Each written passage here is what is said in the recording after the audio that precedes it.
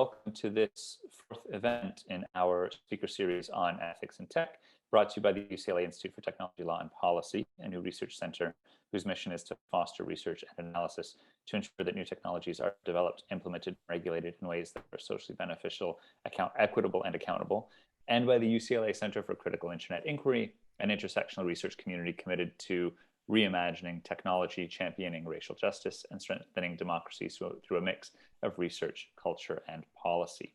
My name is Michael Karanicolas, and I am the Executive Director of the Institute for Technology, Law and Policy. On behalf of both institutes, I'll begin by acknowledging UCLA's presence on the traditional, ancestral, and unceded territory of the Gabrielino Tongva peoples.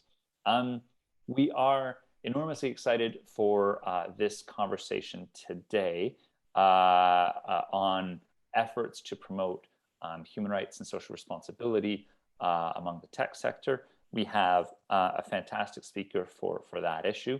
Dunstan Allison-Hope is the Vice President of Business for Social Responsibility, an organization of sustainable business experts that works with its global network of the world's leading companies to build a just and sustainable world.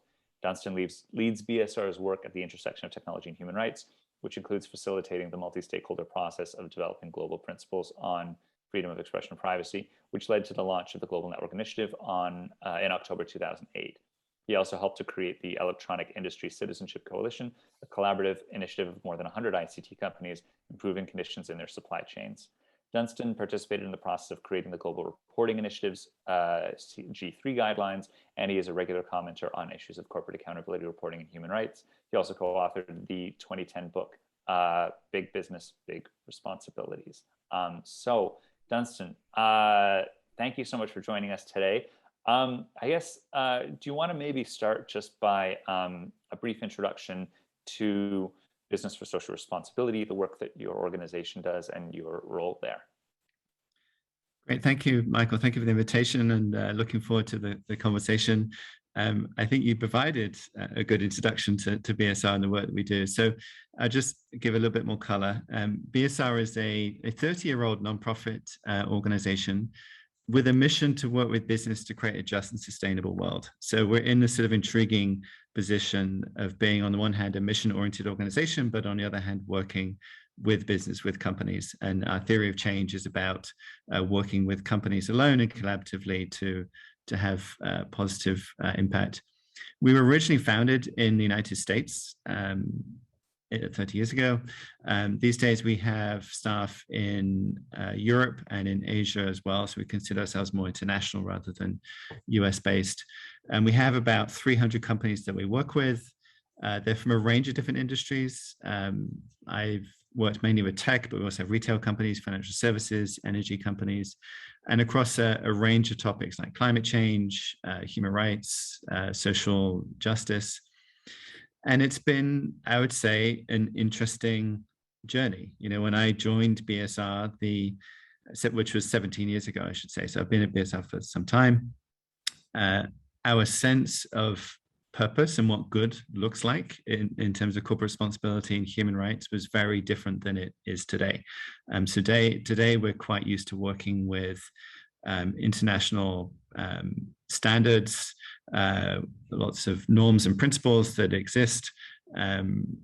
Those didn't necessarily exist when BSR was founded 30 years ago, or even when I joined 17 years ago. So it's been a bit of a journey to understand how to work with business and how to create change.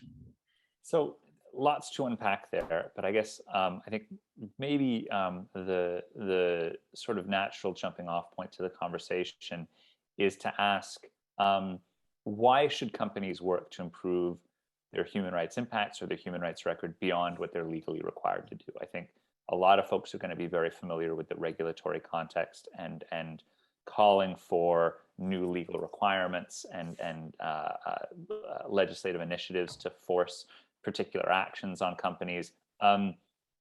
Apart from which is not, as I understand it, as much BSR's business model. Your business model is let's go beyond that. So why should companies go beyond that?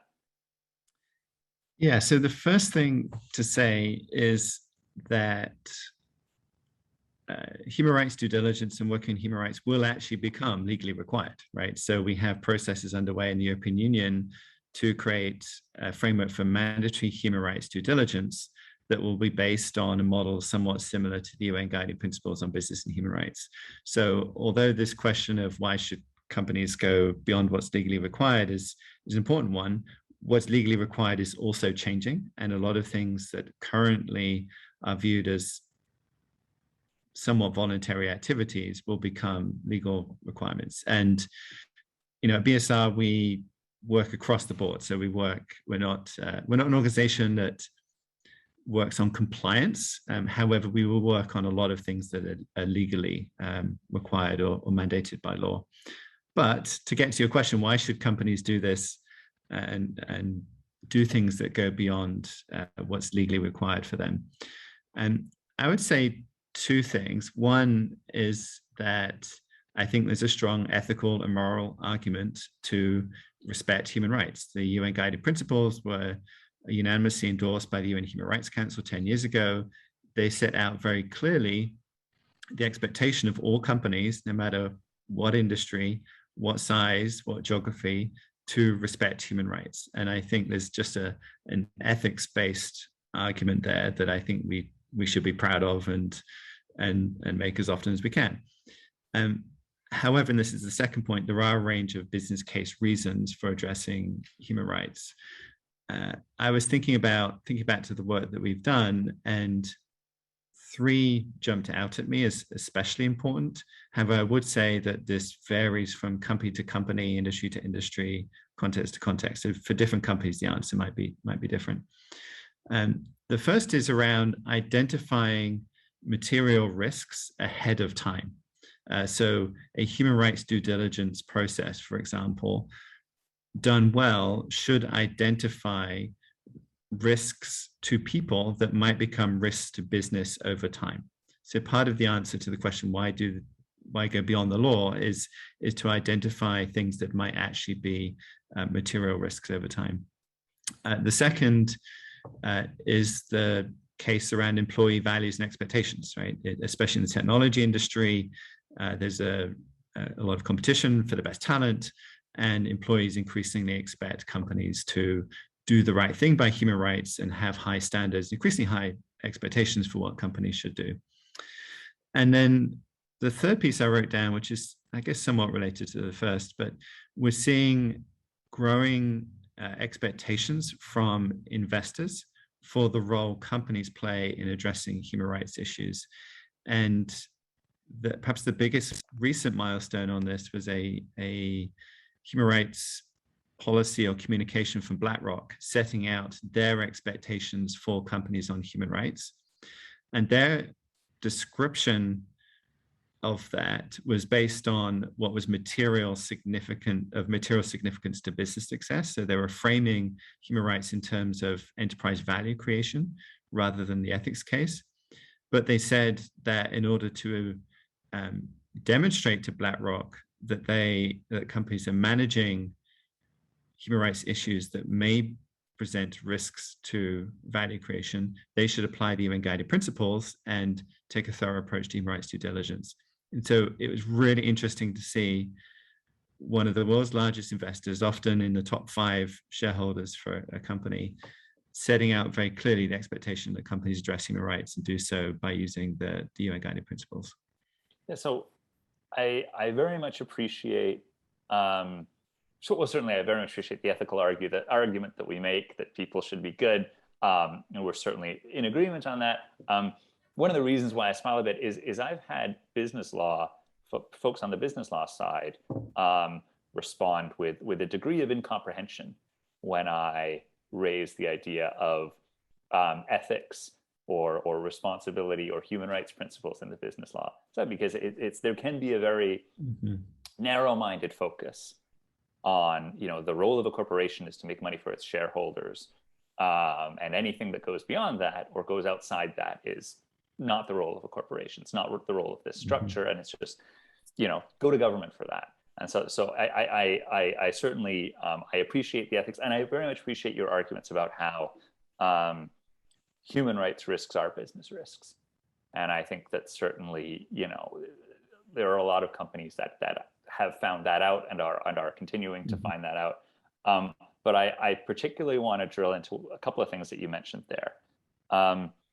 One is around employment or employee or staff pressure, because that, I think, is one of the most fascinating areas of accountability that is either underexplored or under considered in terms of driving companies to do better. So I'm curious as to your thoughts on the efficacy of employee initiatives to push for more social responsibilities at the companies themselves. You obviously engage with a lot of organizations that are working on this. Is this something that you've heard as a serious, I don't want to say concern, but a very serious consideration in driving companies to try and do better? It is definitely a serious consideration in terms of driving companies to do better. That the employee voice resonates, it has value, it's listened to, it's taken seriously. That it forms an important part of the narrative about why companies should do the right thing. And I think, well, two things to say. So one is, I don't work inside a company, so you'll get a much more informed view from somebody who works at Google, at Facebook, or at Microsoft in terms of the employee voice and the impact it has. I do think there's value in companies being more proactive in setting out their perspective on the ethics issues that staff might raise. So, for example, one might be the role of technology in the criminal legal system or in the military sector. And there you see different companies setting out a different perspective on something that employees have a strong point of view on. So Microsoft has set out a slightly different perspective on that topic than the view that Google and others have shared. And I think there's value in companies being clear about what they stand for proactively, rather than sort of waiting for the campaign to happen, so to speak. For me, this is an example of a case for companies to be deliberate and thoughtful about their values, about what they stand for and how they communicate about those values, such that the discussion and dialogue that then happens is an informed one, rather than a sort of adversarial, we're going to campaign against you type of discussion, because I'm not sure that is always the most valuable place for all of us to be. All right, and there was one other area that I wanted to dig into a little bit more on your initial answer to why should companies do this, and that was in terms of investor pressure, which I often see that pointed to as one of the other sort of either underutilized or potentially very powerful levers to push for social responsibility. What strikes me, though, is that the challenge when you specifically talk about the tech sector is that a lot of companies, well, I don't want to say a lot of companies, but several companies spring to mind that are designed in ways that make investor pressure very difficult to bring to bear, either because they have a dual class share structure, which essentially means, you can buy stock in a company that shall not be named, but that really doesn't give you any effective say in how they operate, because the company has been designed in a way that consolidates the vast majority of voting power in a very small community of early people. And there's a related challenge, and again, this speaks to the corporate governance aspect to it. You have companies where the board accountability doesn't really exist, or is also underpowered, because the CEO is also the chairman of the board. And I've gotten pushback from business law folks on that one as well, saying that that's a perfectly acceptable framework and that there's no relationship between that kind of governance structure and human rights problems down the line. So I don't want to dig too much into that, because I'm not a corporate governance guy, but I do want to ask you about specifically to the tech sector, because you've mentioned this as an important lever and you had a good example there with BlackRock. But are there structural challenges to bringing that to bear? Do you think that there are structural challenges that bring that aspect to that hamper that as an effective accountability check in the tech sector? So I think the biggest structural impediment that comes front of mind for me right now is the lack of standards for disclosure on human rights in the technology industry. So if we take a step back, investors rely on information to make informed decisions. And that information needs to be decision useful, it needs to be comparable, it needs to be consistent, it needs to be accurate, it needs to be meaningful.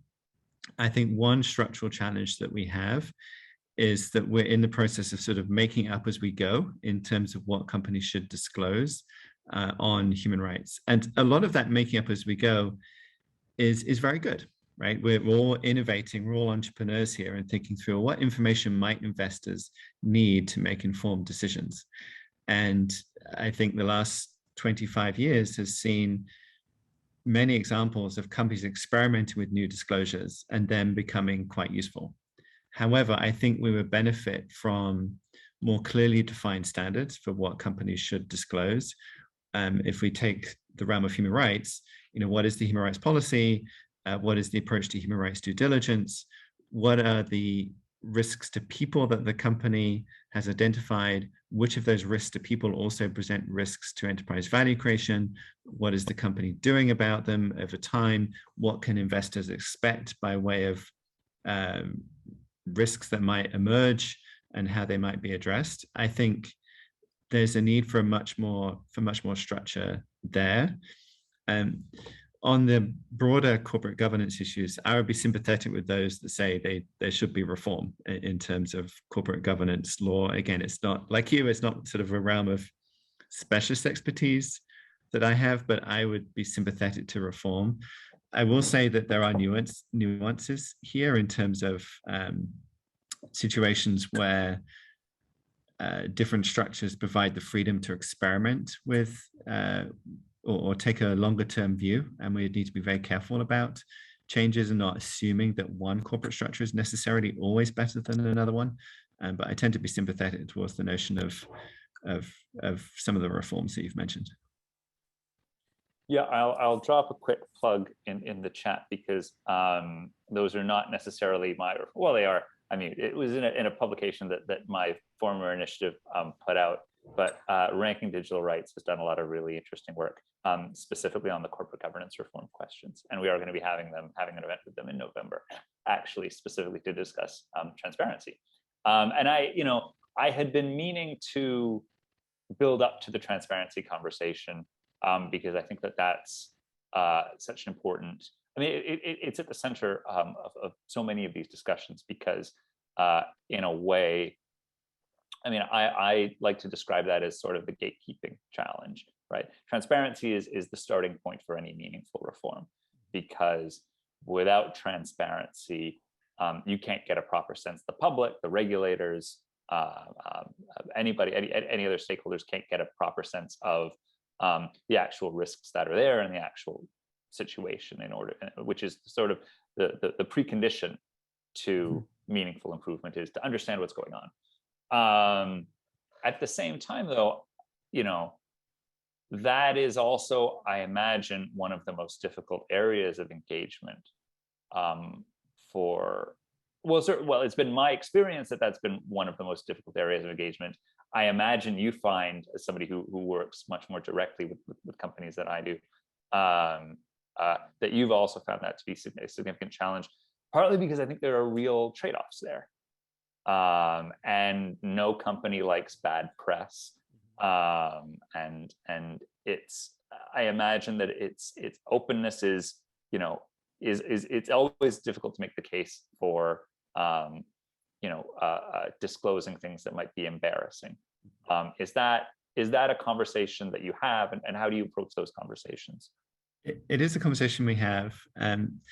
For me, it's a case for more formal, meaningful, comparable, proactive disclosures from companies, right? So that there are standards that companies should apply in terms of their disclosures. And that disclosure should happen on a regular cycle. So once a year, the company publishes a human rights report that sets out its human rights risks, how it's identified them, how it's addressing them, tracking the effectiveness of its response, that type of thing.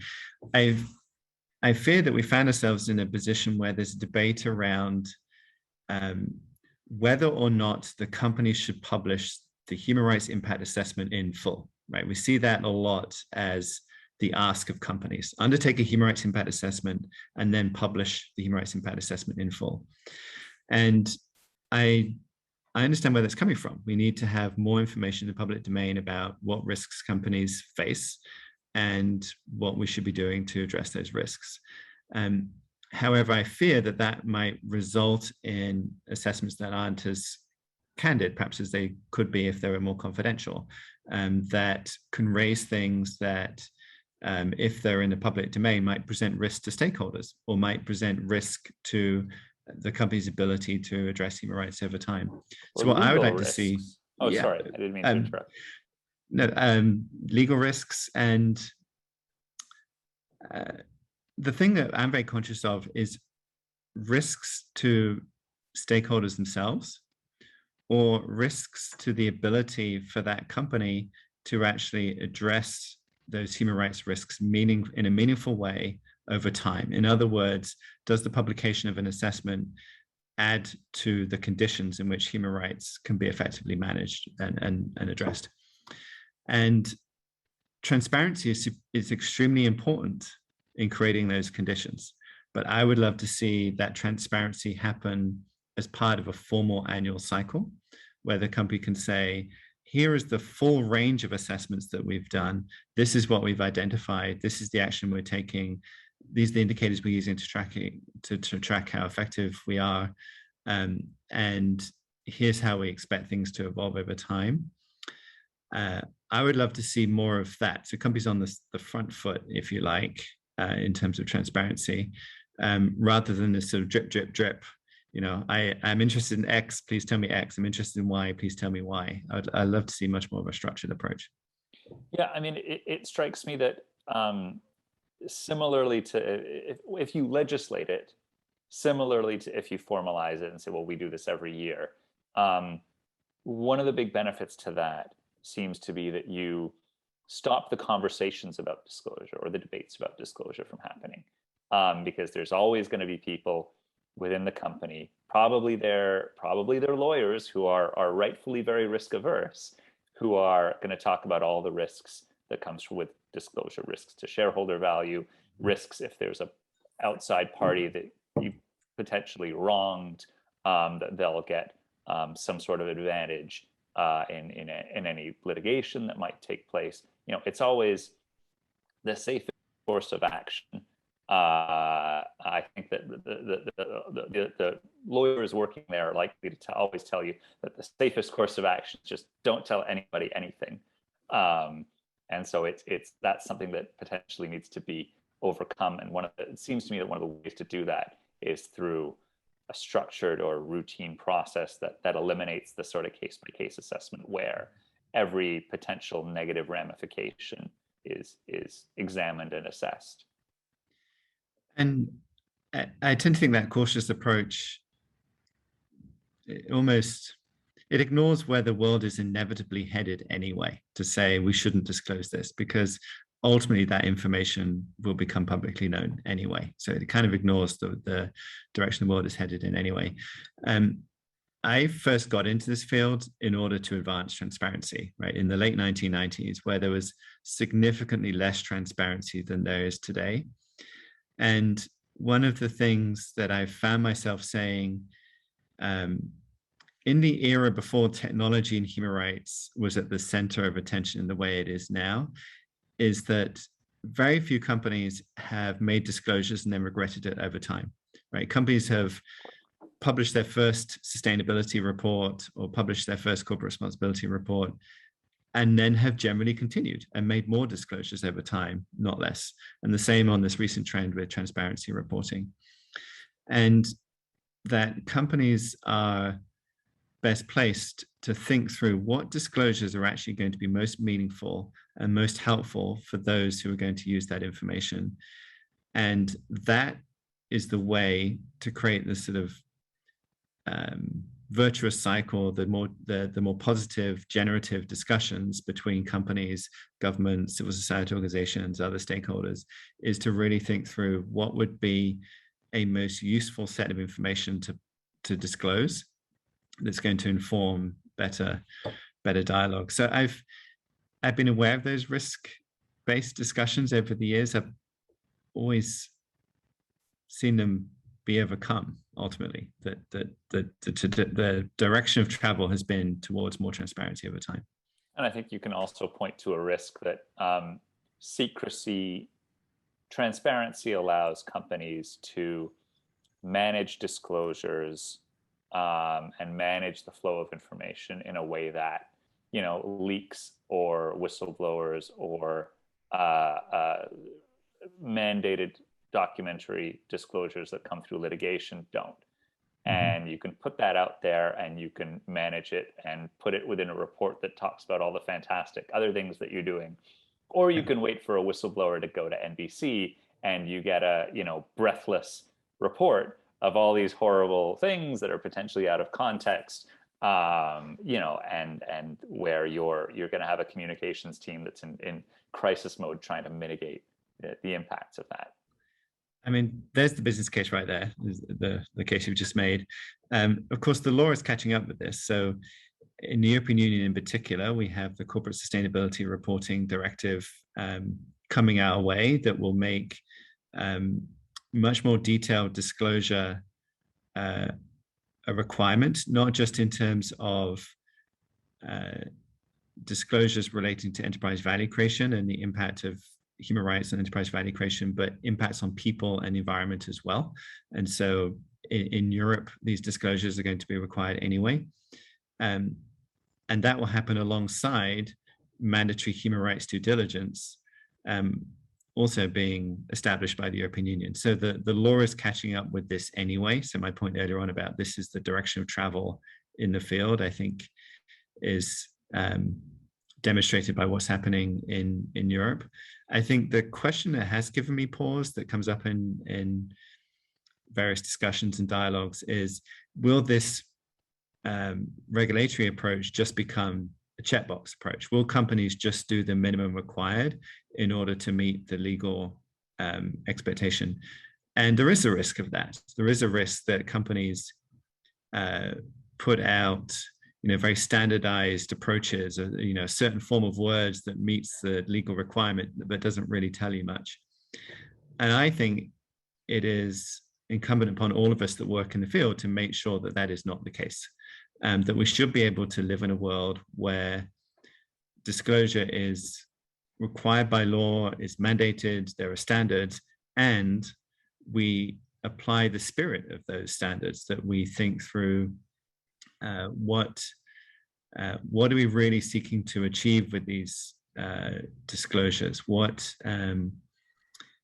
would be meaningful to those that are on the receiving end of reports? How can we be entrepreneurial and not just meet the letter of the disclosure requirements, but think through, how can we do this better? How can we provide more than is required, because we think that's going to create a better informational context for positive dialogue.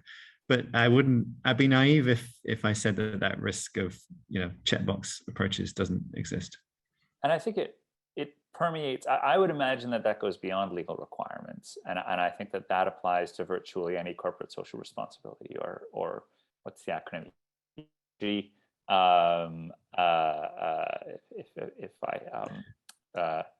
Environmental social governance considerations, ESG. Got that right.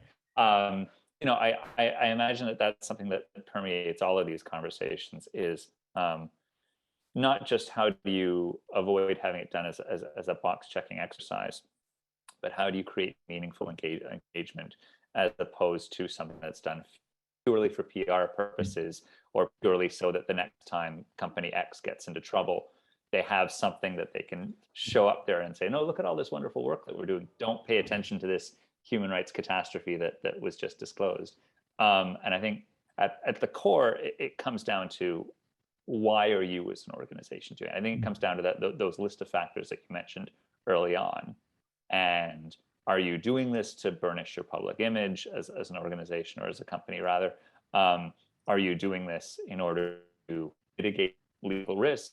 Or are you doing this out of a genuine ethical consideration, a genuine desire, either among the leadership or among the board or whoever, to do some good or not do terrible things in the world, not contribute to terrible impacts? I mean, I think a lot hinges on how meaningfully companies are approaching these particular challenges. A lot hinges on how meaningful companies are approaching it, because I just don't think here's all the good news about what we've done as a strategy of diverting attention from the bad stuff ever works. People always see through that. The companies that have been most successful in terms of the business case are the ones that are doing this for the right reasons in a meaningful manner, because the world is going to catch up with you if you don't do that anyway. So I always think companies are well advised to think very strategically about meaningful disclosure that's replicable over time. Well, so I'm a bit of a broken record on that one, I'm afraid.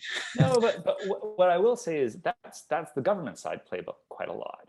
Is if you point out something that's being done badly, they'll point out something completely unrelated or somewhat thematically related that they've been doing well. And specifically on the transparency side, where I'm more comfortable, or most of my career, more of my career has been spent engaging on the transparency side with governments than it has been with private sector entities, right? Information laws, freedom of information laws, what have you. And over the past decade or so, one of the trends that we've seen is as governments have pushed for secrecy around like really meaningful documents, like cracked down or starved for funding of freedom of information systems, they've simultaneously been pushing out proactive publication of stuff that is not as meaningful. And I think that there is potentially a connection between the two. The government wants to be able to say, anytime they're accused of excessive secrecy, it's very useful to be able to say, excessive secrecy, we disclosed 80 million data sets over the past 5 years. We're the most transparent government in history. And so it is funny that I think that there's a similar, in some ways, playbook there, and it can be useful to have. The politics of distraction, I think, extends can extend to the private sector as well.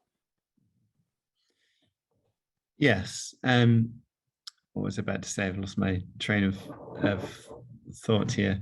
I think here we go.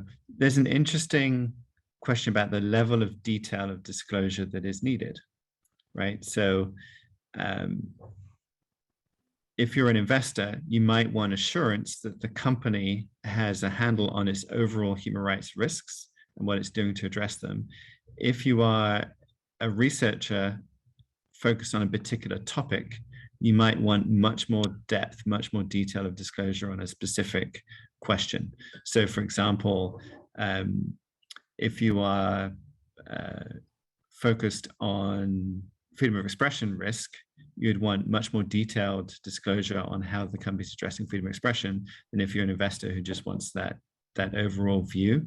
And I think there's an interesting debate also being had around what access academics and researchers have to data that social media companies, other companies hold. And I think there's an interesting discussion to be had about different types of transparency with different audiences for different reasons. So we've had a couple of questions in, and we're going to have time at the very end for a proper Q&A. But there's been a question that asked us to sort of drill down into more specifics on human rights risks. And one of the challenges is we're talking about a broad and diverse sector. But if you imagine, say, online platforms, which is I think the natural entry point, and we promised we were not going to make this an hour-long conversation about Facebook. But if you imagine, either online social media companies, what are the kind of risks that you think might be uncovered in a human rights? What are the areas of risk that a human rights impact assessment properly done would examine? So picking up on that last point, a human rights impact assessment would be a very systematic review of all human rights. So you go through all international human rights instruments and identify which human rights are being impacted by that company in various ways. So the company may be causing an impact, may be contributing to an impact, it may be connected to the impact through its use of products and services. So in the technology industry, obviously freedom of expression and privacy would be two very relevant rights. Non-discrimination and equality would be very significant rights in terms of if you think about the evolution of artificial intelligence and machine learning. Child rights would obviously be hugely significant for companies, even for products and services that are not designed for use by children. But then if you think about a social media context, and think about the process of going through that long list of international human rights instruments, you actually find quite a wide range of places where human rights might be impacted. So if you think about human trafficking and forced labor, there's a role for social media and for communications products in addressing forced labor and human trafficking. If you think about the right to participate in elections, the right to vote, the right to participate in the governance of your country, social media, technology companies can impact on that right as well. So what a human rights impact assessment would do is very systematically review all of those rights and consider the way in which they might be impacted, and not necessarily get trapped into the assumption that the technology industry is all about freedom of expression and privacy and that the other rights are less relevant. Yeah, I mean, it really strikes me that having a proper human rights impact assessment for one of these sort of full service companies, if you want to think about it that way, these companies have just expanded into everything, must be enormously challenging now, because it's not just freedom of expression and privacy. It's education, it's work, it's healthcare. You know, it's all of the political discourse taking place online. You know, I would struggle to think of any rights that are not strongly impacted by you know, particularly the big social media companies, the big companies like Google and Facebook and you know, Apple to a certain degree, Amazon to a certain degree. You can think about an access to virtually all of the rights that are out there. So I imagine it's very difficult to carry out an assessment like this and to keep discipline, as opposed to just, you know, spiraling out to all the different applications of your products that are going on. So I'd say two things. So one is some of the most useful human rights assessments are quite focused for precisely that reason. So in the field, we'll talk about an overall corporate-wide salience assessment that says, for the company overall, these are the human rights that are most relevant. But then we might also go very deep on a very particular topic and say, for this particular feature on a platform, or for this particular new product that we're launching, the following human rights are impacted.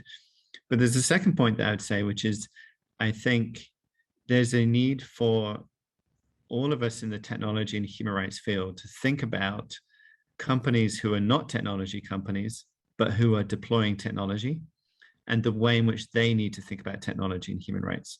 So for example, if you are a retailer and you are deploying video cameras for all sorts of different reasons, from tracking stock through to understanding foot traffic in a store, through to security and theft-based issues. Or if you're a financial services company seeking to deploy AI-based approaches to understand credit risk, for example, or anti-money laundering risk, there are significant players in the human rights impacts of technology that are not technology companies, that are not part of this discourse that we have going on right now about technology and human rights. And that's an area I think we could also focus on, is What are the human rights assessments that retailers should be doing, that banks should be doing? And to our earlier discussion, what type of information might investors want to know, or civil society organizations want to know about how retailers are deploying tech, or how financial services companies are deploying tech, because their risks might be quite different.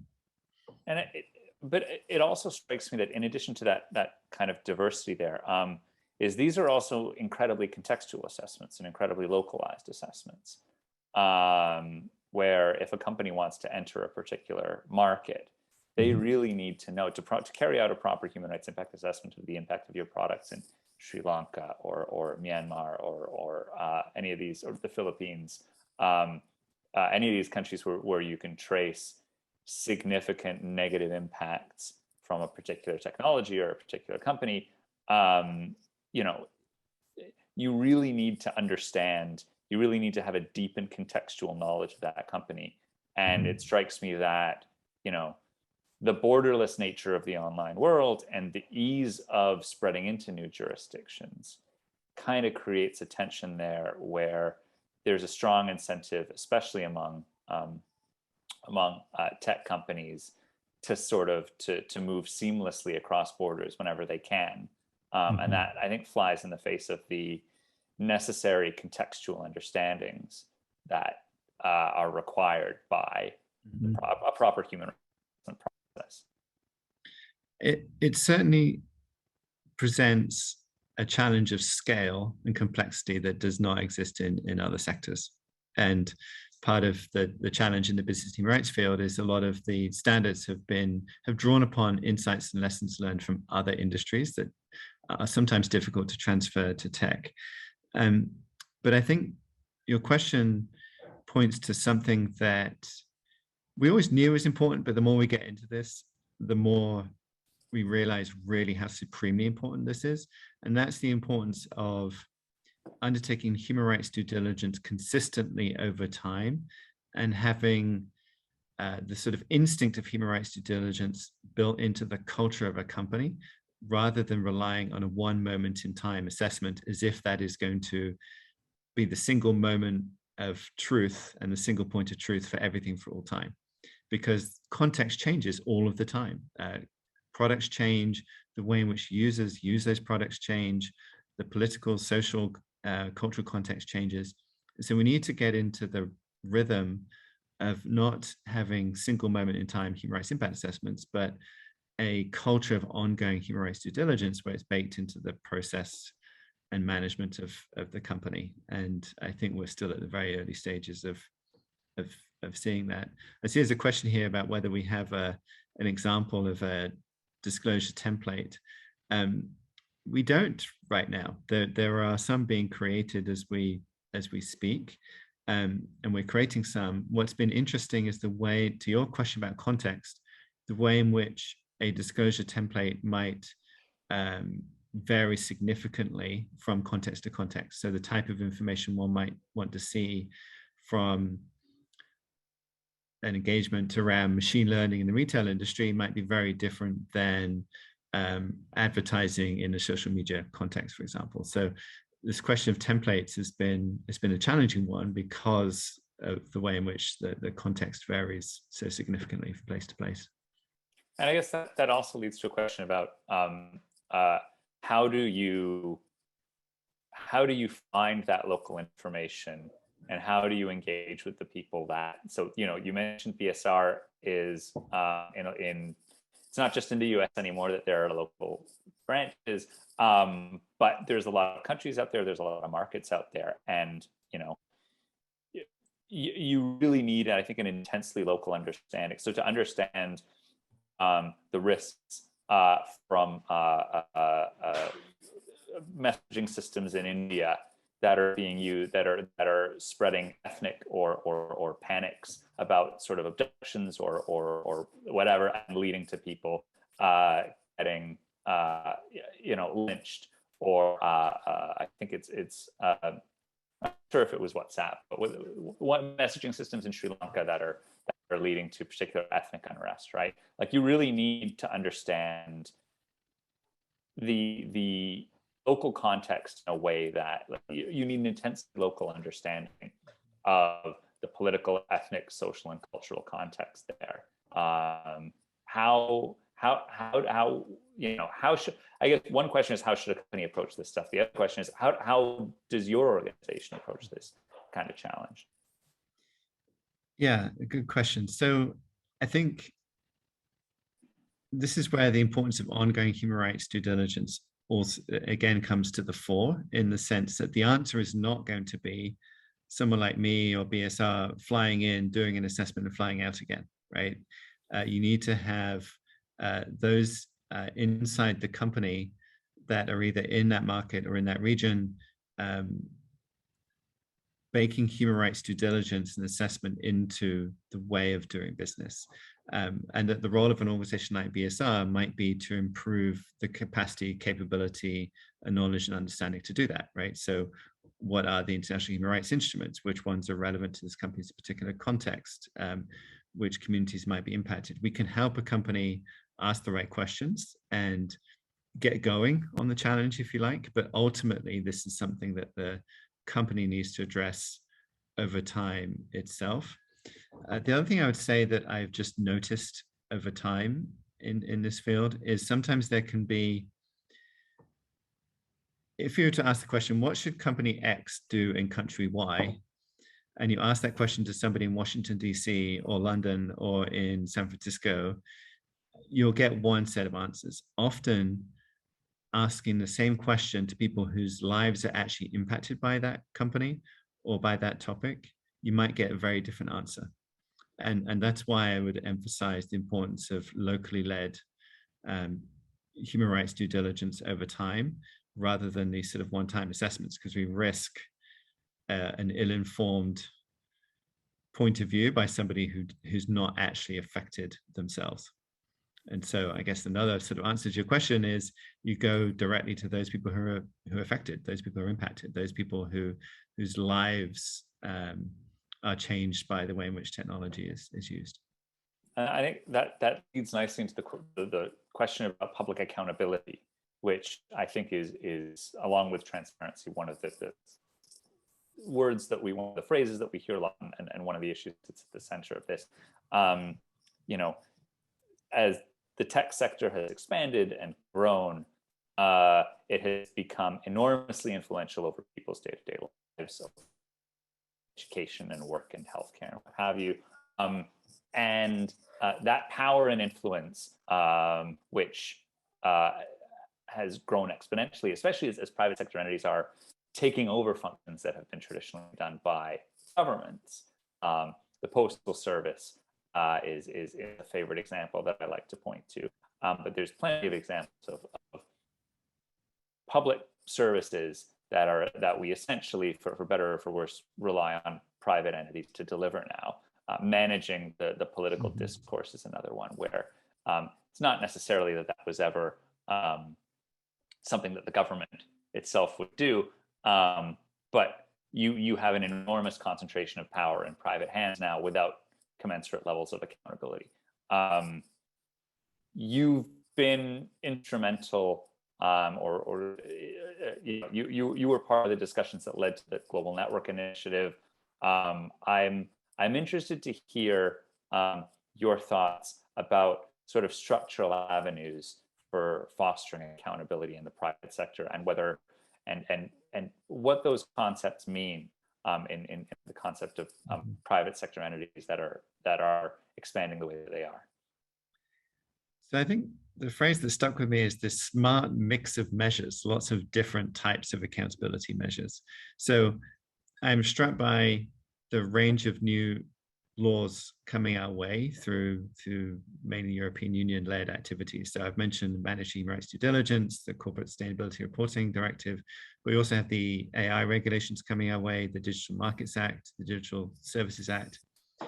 And each of them in different ways has this notion of assessment baked in it, and a notion of disclosure of those assessments baked in it. I think that is, generally speaking, a good direction for us to move in. I would love to see more consistency between them and approaches that build upon for example, the UN Guiding Principles on Business and Human Rights, which has resulted in a sort of body of work on how to do assessment that those initiatives could really benefit from. So if you look across the range of initiatives I've mentioned, they use different terms, different concepts, or they use different terms to mean the same thing, or they use the same terms to mean slightly different things. We could see a lot more consistency there. But then second is voluntary initiatives like the Global Network Initiative that maybe can have an element of accountability and review of compliance against standards that goes beyond what what might be legally required. What I also find interesting with initiatives like the Global Network Initiative is you have there's the accountability that exists within the GNI itself, right? So companies are assessed. There's a public report on whether they've achieved compliance with the Global Network Initiative principles. But those principles also offer a basis for stakeholders to hold other companies to account, regardless of whether they participate in the Global Network Initiative.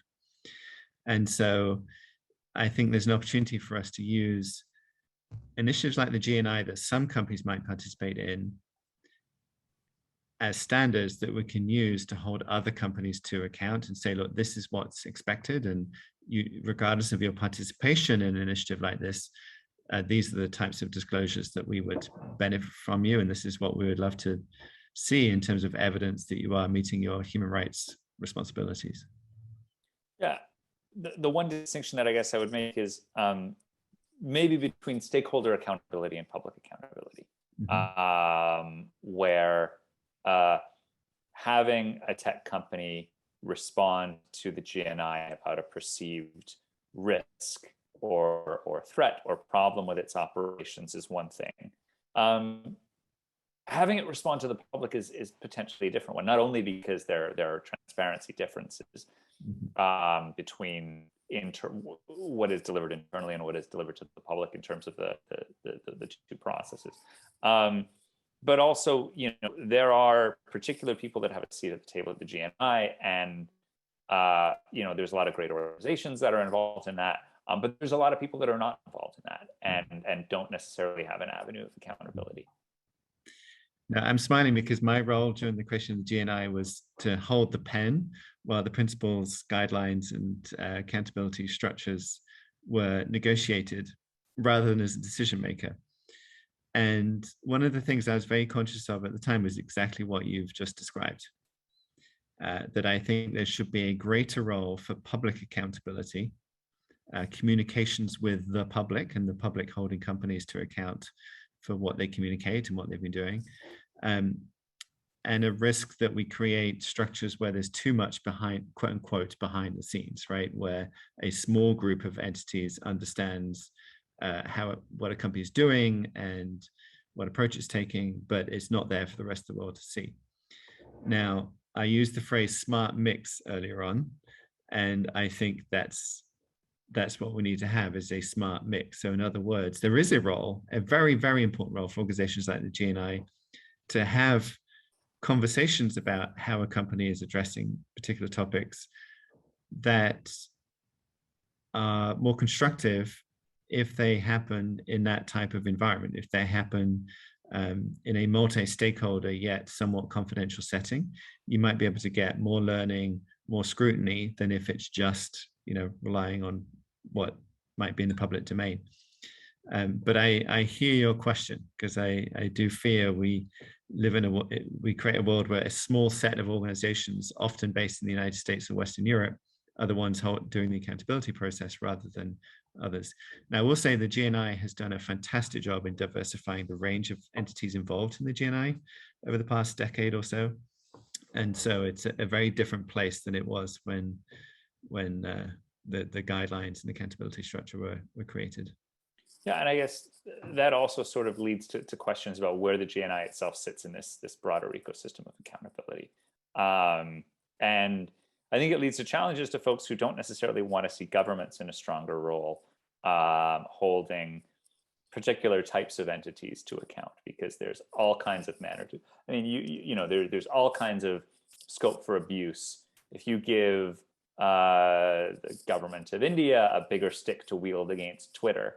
There's all kinds of scope to abuse there. If you give, the current government in the Philippines right now a bigger stick to wield against Facebook, and you make that the expectation, there's all kinds of avenues for abuse, and there's a lot of, I think, very legitimate human rights concerns with pushing things in that direction. So there's concerns about governments taking that kind of broad role, but I think there is a significant need for a stronger ecosystem of public accountability for these tech companies to emerge as a result of that. And I think you see, the GNI is potentially one part of that ecosystem. There's, interesting conversations that are taking place at WC3 as part of that. People point to ICANN as an example of sort of multi-stakeholder public accountability, even though that's only for a kind of small sliver of the tech sector, as opposed to the tech that tends to impact people's lives much more. I guess, do you see the GNI expanding and growing and evolving to take a bigger role, or do you see it as part of a broader ecosystem? It's a good question for the GNI. I think the GNI has, benefited from having a clear focus, which is government demands for data and government demands for content restrictions. They've not tried to take on board the entire technology and human rights agenda. So I think it's an interesting question for them as to how they want to build upon that focus. So, for example, as governments potentially regulate social media more, how does that change the scope of GNI when the GNI is about, quote unquote, government demands for data and content restrictions? So there's a potential growth area there. The other growth area that really interests me is the range of companies that we don't think of as technology companies that face the same challenges that technology companies do. So if you're an automotive company, what data are you collecting, and under what conditions are you sharing it with law enforcement agencies? Uber, I believe, is now, what's the word? An associate member. There's a term I'm forgetting. Anyway, they are a part of the GNI process, and it's very interesting because they're a very different type of company. So I think one area of growth for the GNI would be other companies that face similar challenges to those companies that originally were part of the founding of the GNI. Your point about governments holding companies to account and the risks that exist there is a really good one and a very challenging one. And that is why I think we're well served by constantly referring to the UN Guiding Principles and other international human rights standards in defining what we expect from companies, because there is a risk of governments holding companies to account in ways that actually violate human rights rather than protect them. And so we need to be very careful about thinking through the role of government, because clearly there's an important one, and there's a risk that governments have a monopoly on the use of force and don't necessarily have a good history of using that force in the way that it should be used. And I think we need to be very careful about the role of governments in regulation. And there's an interesting thing to think about in terms of what examples are set in rule of law based countries that may be replicated elsewhere. And that's an interesting discussion to get into. I think that's an enormous blind spot as well in regulation. I'm generally not personally a huge opponent of regulation. I'm not a reflexive opponent of regulation, and I'm certainly not an opponent of regulation on issues like transparency or privacy and protection. I am an advocate for stronger regulation in those spaces. But I really think there is a blind spot in these discussions, especially as they take place in the US, Canada, sort of Western Europe, and these robust democracies, as they think about an ideal regulatory framework. And there's a bit of a blind spot to how the same regulatory arguments and the same regulatory structures, which are passed in a Canadian context and look okay, then get cut and pasted into a Pakistani legal framework, Singapore legal framework, Azerbaijan's legal framework, and lead to even if the law itself is word for word the same, is much more likely to be abused because of the lack of rule of law and standard institutional protections to ensure that abuses don't take place. And you really can see bad legislation that gets passed in the EU or Canada or the US does ripple out and does get copied, because as strange as it sounds, there are a lot of governments out there who really will take a law passing in somewhere like Germany as license to do it themselves, and license to do things like mandate that companies have local representatives in country, right? Germany wants to do that.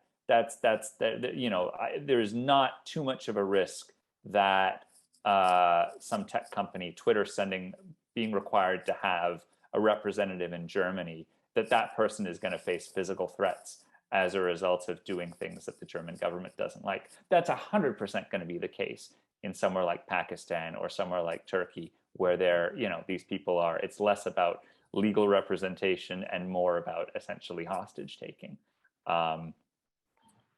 Anyway,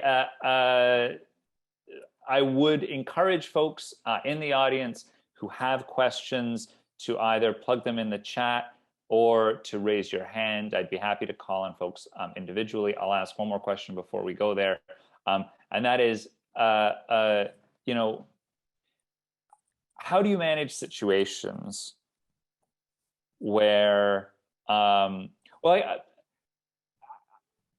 would you respond to critics of the tech industry, and especially of companies like Facebook that folks would say are beyond reform or beyond improvement?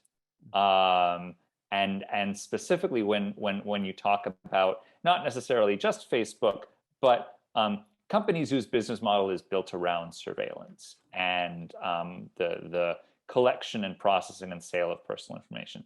I think there are folks who would argue that business model, which runs a huge amount of the internet, is inherently problematic, inherently abusive. And so I guess no amount of human rights due diligence will resolve that problem if the issue is not around particular applications or particular local projects that are going on, but at the core of a company's business model. There's a lot of arguments like that and a lot of points that there's a lot of folks that push that kind of narrative. How do you respond to that? So I'll just that in a moment, just on the previous discussion as well. The ripple effect you talk about is absolutely true. I think we should also not give the United States and Western Europe a free pass either, right? If you think about how the United States has exploited counterterrorism and security laws over the past couple of decades, there's also some human rights risks that exist here as well. And in fact, I think the private sector in approaching business human rights hasn't probably done enough to think through their human rights risk in their home markets and just seen it as something that quote unquote happens elsewhere. So I think both of those two parts of the risk equation need to be covered. In terms of whether the tech industry is beyond reform, I tend to occupy the middle ground on this question. So I first got into this field in the late 1990s, and I remember the late 90s, first decade of the 2000s. I previously worked for British Telecom, then I joined BSR in 2004 to work with tech companies. There was a very, very positive narrative around technology. Technology is going to enhance democracy. It's going to enable freedom of expression. It's going to enable people to use voice more than they previously were able to. It's a very positive narrative, and I found that frustrating. I thought this is rose-tinted spectacles. It's too optimistic. We need to identify and address risks because there are risks and they're going to hit us. Fast forward to today, the narrative could not be more different, right? Is Facebook beyond reform? The business model is the root cause of all sorts of different types of harm. And I think that's too much on the negative side of the equation, and that the reality is much more nuanced, right? If you think about the role of technology in helping us through a global pandemic, it has played an extremely important and phenomenal role, and we'd be at fault to forget that. On the other hand, there are clearly some significant impacts on human rights, on democracy, on social justice resulting from the use of technology. And yes, a lot of them are attached to questions of business model.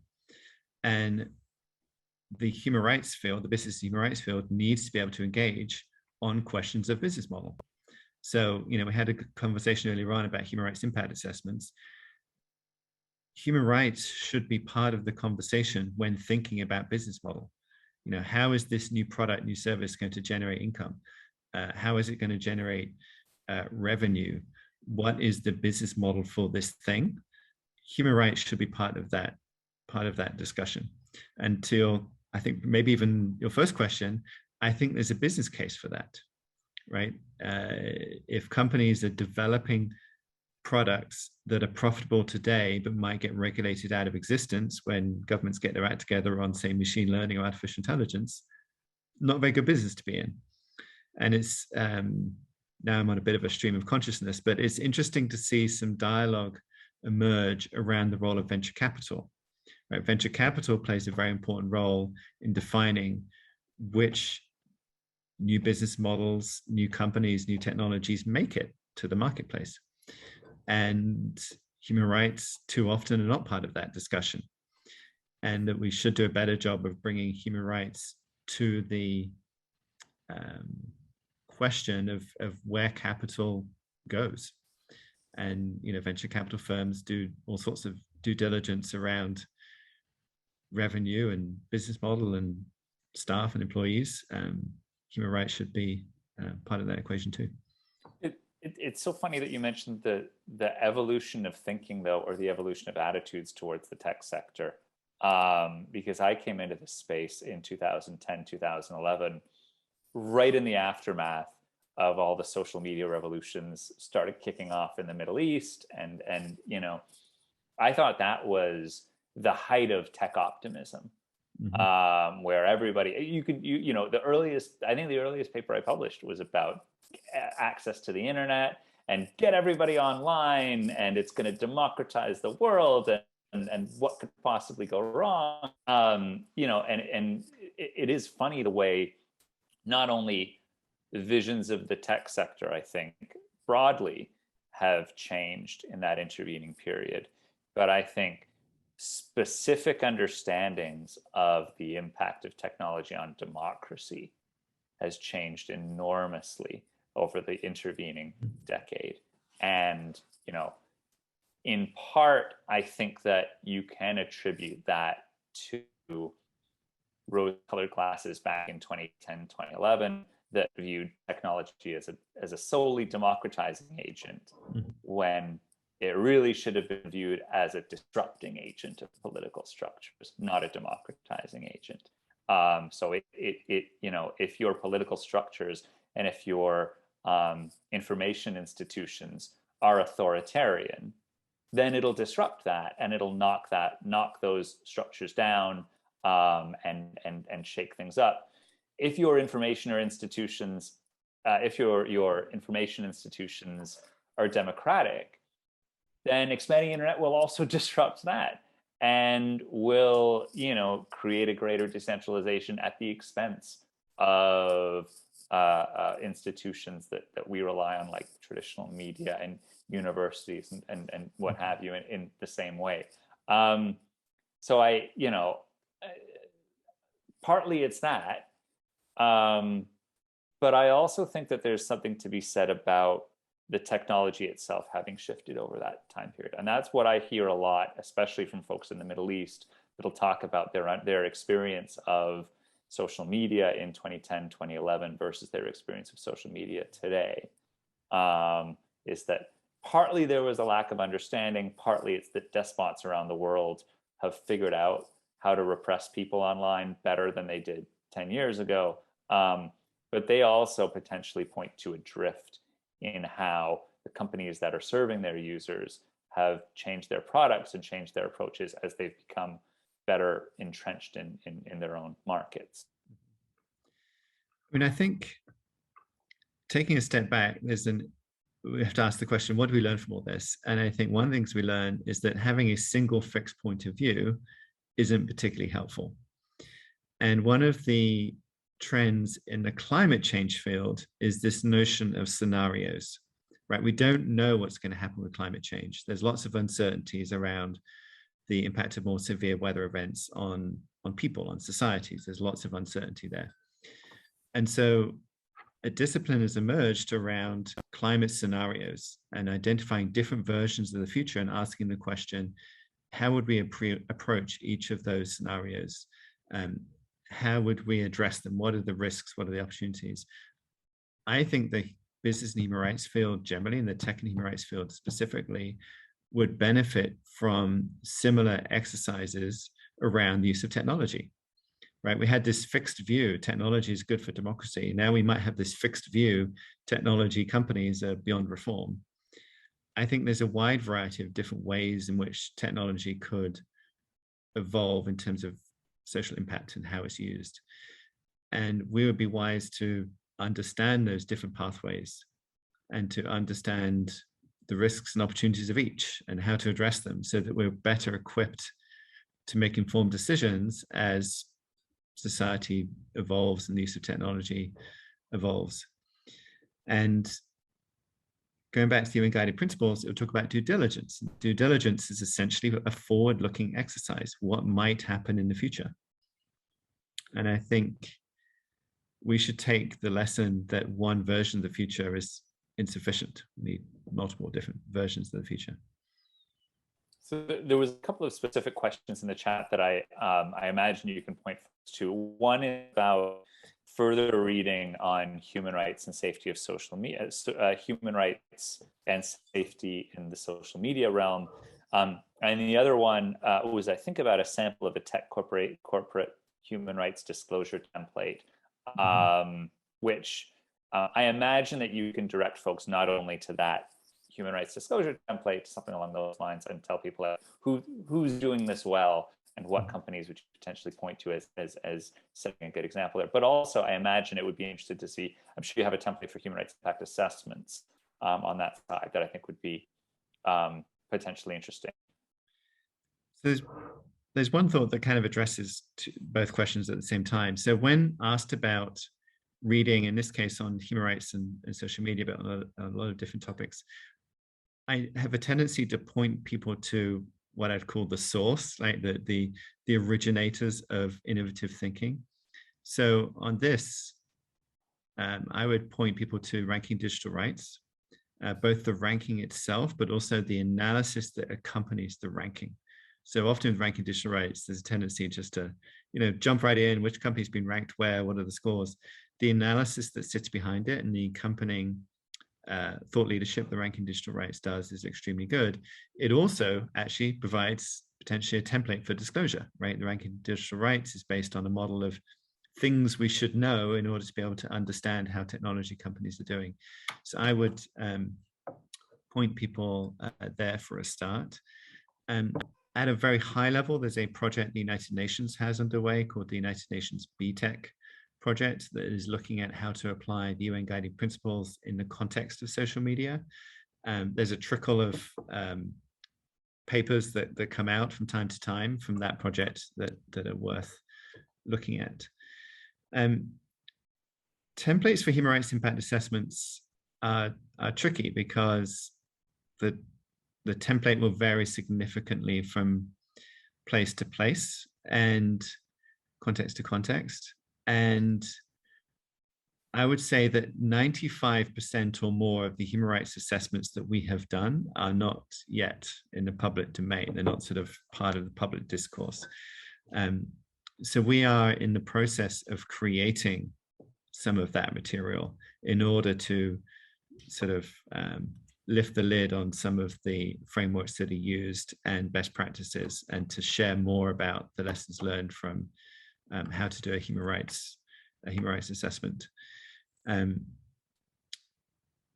was another point that came to mind on that topic that has escaped me, but I see it says 2 new messages, so there may be some more questions we can. Oh no, we're just about at yes. time, I think.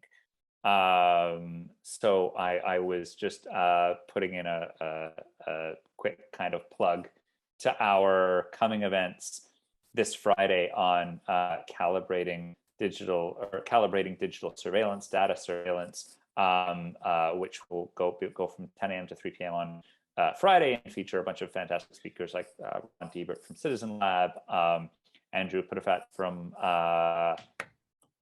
the what's it called? The Internet Watch Foundation, and a bunch of different speakers who are going to be sharing different perspectives on digital surveillance. And in the first week of November, we will be hosting another event on tech power and accountability, a series of events, which I think you will be moderating one of those sessions on. And talking of those sessions, I remembered what I was going to say. I would give a big plug for the Facebook Oversight Board. In particular, reading the actual case decisions that they make, the depth of analysis on human rights and individual cases, and therefore human rights and social media more broadly, is extremely good and represents a very good contribution to the field, and shows what can happen when we have time to reflect on individual cases, which of course social media companies generally don't have, right? They have to make decisions very, very quickly. I would point to the case decisions, the Oversight Board as another place to go. Yeah. There are brilliant folks on the Oversight Board who are thinking very carefully about this. And that's a great sort of place to see how these issues are being puzzled through. The $1 million question on that front, or I guess the multi-million-dollar question, the billion-dollar question on that front, is whether and the degree to which those decisions are actually impacting internal policy. And it's great that some random user in Brazil has gotten, several of the leading academics and civil society people in the world to think very carefully about the one piece of content that he posted that got deleted. But the real question, and I think that where a lot of folks are watching the space very closely, is the degree to which broader policy changes are a result of these brilliant recommendations that are being handed down. Yeah, I mean, there's a lot to be said about the Facebook Oversight Board, an interesting debate as to whether other companies should do the same thing, whether you should have industry-wide bodies, which could be the topic of a whole other discussion.